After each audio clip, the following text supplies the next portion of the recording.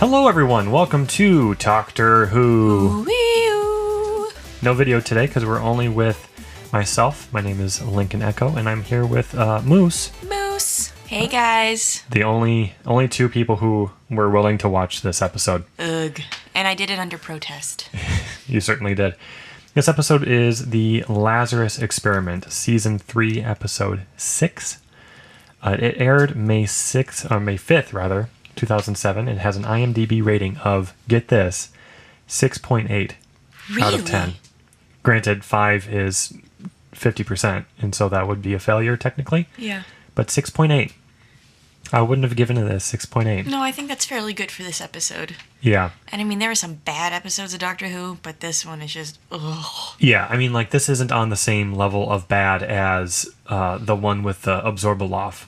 Like, that one was terrible. The Absorbaloff, that was just got off. But this one, I couldn't really follow what they were trying to do, you know? Well, I mean, when you have a scorpion human as your monster. Yeah, absolutely. So I saw that the IMDb rating was 6.8 out of 10, and I thought, why? Why is it that high? And I did a little bit of more digging than I usually do on this episode. And it looks like 3,551 people rated this episode, and 414 out of those people gave it a 10 out of 10. What? And the only reason why I can think of that is that they worked at IGN. Yeah. Do you get that joke? No. 10 out of 10, IGN. It's all right. 1,015 people gave this episode a 7 out of 10. And 79 people gave this episode a 1 out of 10. Well, I like you, 79 people, 1 out of 10.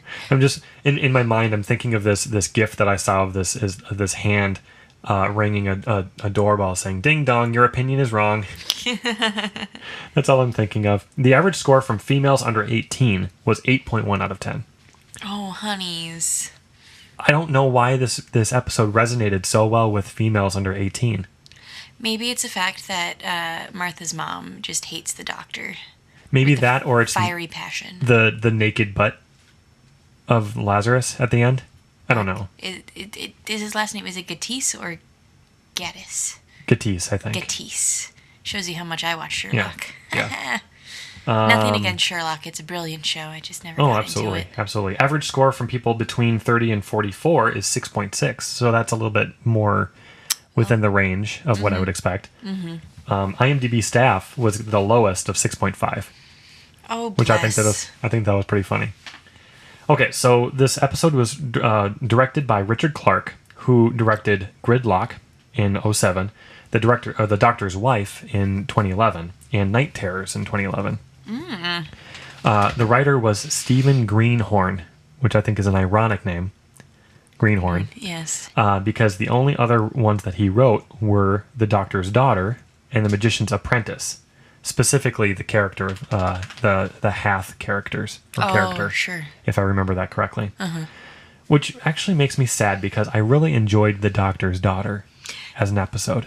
That was a very good episode. I did enjoy that one as well. Yeah, I mean, granted, it didn't go anywhere. No, which was disappointing. Yeah. Because that could have gone off in many different directions. Jenny could have had her own show. Mm-hmm. That would have been a great spin-off. Absolutely. It would have been nice to actually have met Jenny later on as well. Mm-hmm. In the Doctor Who universe. Yeah, indeed. But yeah, The Doctor's Daughter, and then going to the Lazarus Experiment. Like, that's a really big gap of quality writing, I feel. Yeah, well, The Doctor's Daughter, that isn't like another season. That's true. Isn't until another season. That's true. So technically this is his first episode. And yep. Maybe, he just got to work out the kinks. That's true. I forgot to see what else he wrote outside of Doctor Who, but I thought it was funny that his last name is Greenhorn and he's only written 3 episodes or helped to write 3 episodes. A little bit of trivia. At one point, I'm going to get a copyright infringement for that. Trivia time. When the Doctor mentions it shouldn't take that long to reverse the polarity, I must be out of practice. It was in reference to John Pertwee, who played the third incarnation of the Doctor, whose very frequent solution to problems was to yell and then reverse the polarity. Oh. Thought that was pretty good.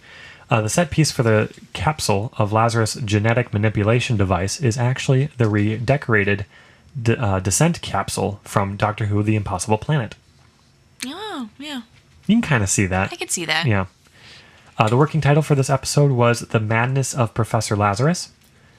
And Professor Lazarus was originally named Professor Anger. Oh, well, Lazarus is a much better name. Much better name. Professor Anger. What is this, a Marvel comic? That's like a Doctor comics. Strange, his long-lost nemesis or something. Yes. Dr. Anger. Dr. Anger. Anyways, okay, so let's talk about what happens in this episode. You have the synopsis right in front of you. Yes, I do. Alrighty, folks. Martha returns home, but has to save her family from the schemes of the monstrous Professor Lazarus. Dun dun dun. Or Professor Anger. I'm just going to refer to him as Professor Anger for the rest of this episode. I'm okay with that. So, let's delve a little bit deeper into what actually happened in this episode. So, the Doctor was about to ditch Martha, basically, and he was taking her home. Yep. It was time. And so Dr. Lazarus, or Professor Lazarus, was on the news saying, I'm going to change what it means to be a human. And then things escalated, as they tend to do with the Doctor. And Professor Lazarus figured out a way to counteract the aging aspect of human nature. And Human nature. Human nature. Ooh, that's a good episode. Yeah.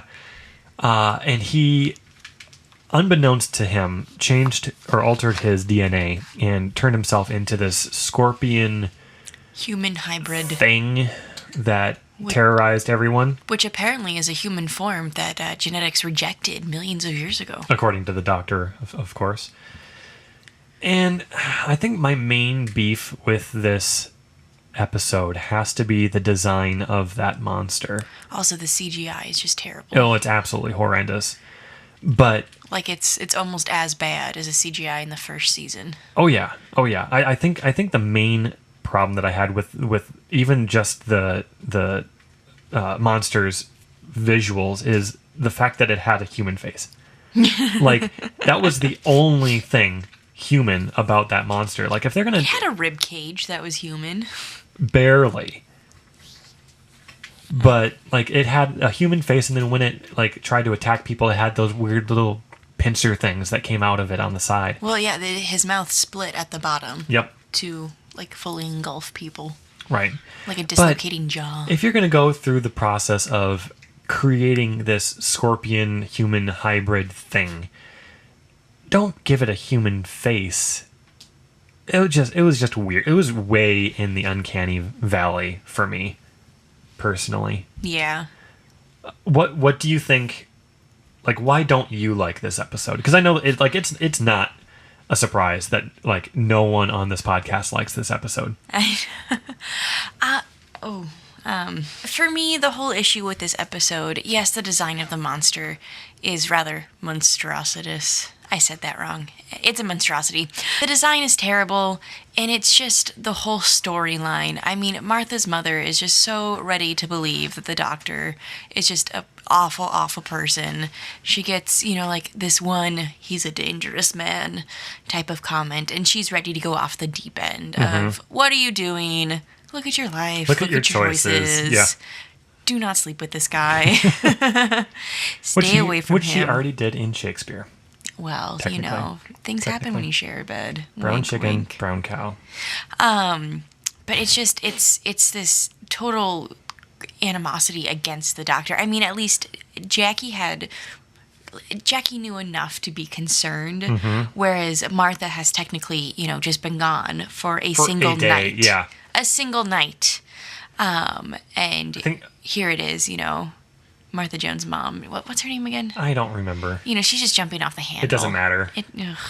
She's in like 3 episodes. That's it. That's my problem with her as a character. She comes back again at the end of the season. I forget about that. But Or yeah, next season. Her character arc is just anger. She's just angry, and that's because, like you said, Jackie had that aspect of I don't trust him, but she was in enough of the episodes where you kind of see how she progresses and begins to trust the doctor. Right. Martha's mom doesn't have that. No, definitely not. And I think that was really special. Now being able to go to this second companion and being able to compare that with the relationship Doctor had with Jackie and with Mickey and with Rose, and now it's just in utter complete chaos, turmoil. How many times can I say complete? Yeah. And it's just like, ugh. Yeah. And I think someone said on Reddit, because I opened up the question to Reddit and Facebook, what's your least favorite Doctor Who episode? And someone said that, they write the mother characters in such a way, more often than not, to be complete, deranged, like in certain regards. Donna's mom is like that. Martha's mom is always like that. Yeah. Rose's mom started out like that, and then we grew to like her. Mm-hmm. But and then later on the companions didn't have motherly figures. Right. They were orphans, or never really talked about their family at all. Mm-hmm. But the mothers that we have just complete, don't trust anything. They're always terrible to their daughters. More often than not. I mean, you can argue that it's motherly love and being overprotective. Are they different in the UK? That's not how I would describe maternal love.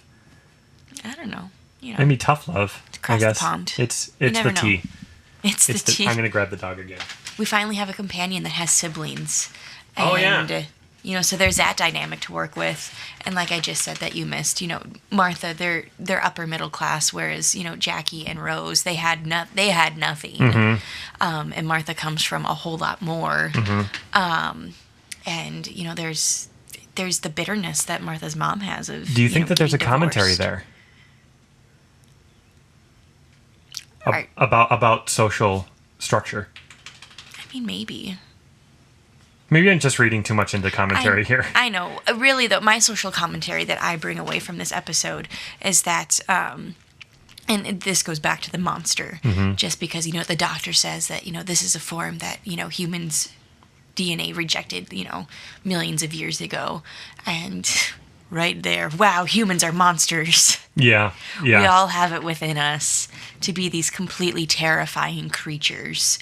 And, of course, that's something that we get a lot out of a whole bunch of different Doctor Who episodes. But really, with this one, it's just like we can be just such wretched creatures. And it's that search for never-ending youth and to live eternally. And it's kind of harkens back to, there was an episode where a group of people had to be the best of humanity. Mm-hmm. And they didn't do the thing that the doctor said. And he yelled at them and said, you were so much less than the best of humanity. Yeah. It's very similar to this, where it's like someone has power and they use it in a way that either they don't understand potentially, or they misuse it. Right. And then, of course, then again, we also have the tie-in with, Lazarus in the Bible and that whole story by itself. Resurrection, Yep. So, deep. Like I said, I opened up the question of what is your least favorite Doctor Who episode? And I got a lot of responses. So thank you for everyone who responded. Some of my favorites would be Clara as a story arc. Clara being torn from time and now has a TARDIS of her own. Yeah, the diner. The diner. That was really dumb. I would have to agree. It didn't make any sense. Yeah, exactly. It's like, well, Clara made no sense at all. Just die already. Yeah. Ooh, deep. Shots fired. Yeah. Sorry, Clara. You had your moments that I liked you, but overall. Yeah. Jen and Light said this one. This one is his least favorite. And Jen said The Runaway Bride. Jen, take your hatred of spiders and put it somewhere else. I like that episode. I did like that episode, but I understand because she's afraid of spiders. I know. Then someone else said the two-part Aliens of London and World War III episode. Really disliked the Slovene. And to that person, congrats for actually spelling Slovene correctly. Can I interrupt just a moment because I remembered a point I was trying to make earlier? Yes, and actually I had remembered a point too. Okay, excellent. Because a lot of people, they don't like Martha as a companion. Mm-hmm. And I don't mind her as a companion. I do think it's a little obnoxious to have a second companion in a row, to have, like this lovelorn sickness with the doctor of like, oh, will he ever notice me? Blah, blah, blah. But overall, Martha, she's smart, she's resourceful. For goodness sake, she's studying to be a doctor. She's a very strong, independent woman, and I think that's really nice to see that as a companion for the doctor. Also, she's the first black companion, so breaking barriers there, which is wonderful.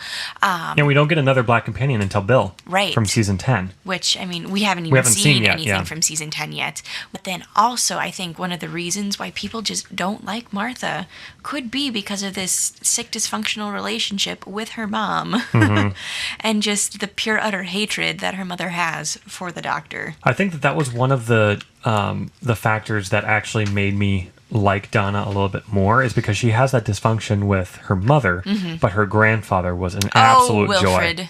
Yes. He was an absolute joy. No, I shan't. It's Christmas. Take those off. No, I shan't. It's Christmas. He is so fun.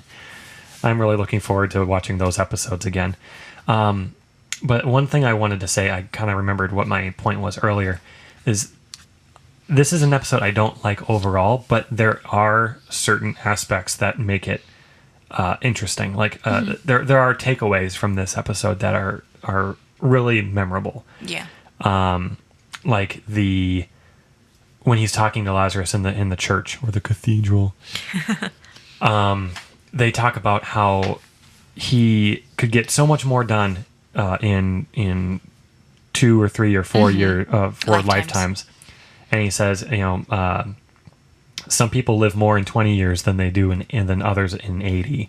And, more often than not, a longer life doesn't necessarily mean that you're going to do more with it or accomplish more. Yeah. It's the quality, not the quantity of life. Exactly. I think it's deep. I think it's great because he's trying to reach out to this person, and he knows what a long life does to someone. Oh yeah. And he's trying to help, even though before he was try to explode him. Yeah. I love David Tennant in this episode. He has this look in his eyes as the doctor. He's just trying to get through to Lazarus of, you don't want to live forever. I have as close of a lifespan as it is to forever, and this sucks hardcore. Yeah. And you could I thought it was a beautiful acting moment, just because the depth that David Tennant had in his eyes during those moments. And there's, and speaking of the acting in this episode, what's his face? Marketees. I mean, the few episodes of Sherlock that I have seen, he was wonderful as Mycroft. But in this episode, I just thought he was just reaching a little bit too far. And I could see him acting, because here he is trying to be a 6-year-old man in a 35-year-old man's body. And, I can see him visually have, these memories, but he's trying too hard, and I don't believe him in the slightest. So I think that was a little shortcoming right there in terms of acting. But I thought the old age prosthetics were on point. Oh, absolutely. And also Lazarus's wife, her French roll in her hair was also on point. I wish I could do a French... You would be the one to notice that. Well, she was very elegant, and I just wish that I could do a French roll in my hair like that someday, but I suck at them, so it'll never happen. So this was my question. Is there anyone out there who thoroughly enjoyed this episode? If you did, what are the themes that stuck out to you? How does this episode compare to other, more universally well-known or well-liked episodes to those who enjoyed this one? So someone said, this is an average episode. I don't really hate it, but I don't really like it. The only thing I truly dislike about this, about it, is the design of the monster Gatis, which is a bit exaggerated. The only episodes of New Who I can find anything, or that I can't find anything good in, are The Forest of the Night and Fear Her. And I thought it was funny because I had to look up The Forest of the Night because I didn't remember watching it. Is that... It's in season 9. It's the one where the forest takes over. Right? I'm still drawing a blank. Yeah. I said that. I was like, I have box sets, season 1 through 9, and I can't for the life of me remember this episode. Yeah. I thought it was funny. Sleep No More was the dumbest thing I've ever seen, not just Doctor Who, but for all sci-fi shows. Sleep No More. Was that the one, because they talk about Sleep No More and Night Terrors? I think one of them was the one with the dollhouse. Oh, I think that was Night Terrors. Mm-hmm. But I think that's the one where they shrink down and they get put in the closet. Right. That one I have mixed feelings for. Yeah. I like the idea, and I kind of like how they did it, but I didn't like the kid. No, poor kid. I will with this episode. I mean, like, I don't like this episode, but there are tons of other episodes I don't like even more. Mm-hmm. So, Yeah, exactly. It's on the low end of for me. Mm-hmm. Thank you to everyone who commented, and thank you to everyone who is listening to this episode right now. Next episode is, where did my sheet of paper 42. go? 42. The one where everyone's about to get a really bad sunburn. Yep. And then, guys, after that episode, we go on to, like, my favorite disc of this entire season or series 3, because then we get into Human Nature, the Family of Blood, and Blink. That is a very good disc. That's probably it. It's like the best disc of this entire series. Absolutely. Like, without a doubt. So be sure to follow us so that you can find out what 42 is all about. That's what it's all about. And we'll see you next week. Bye. See ya.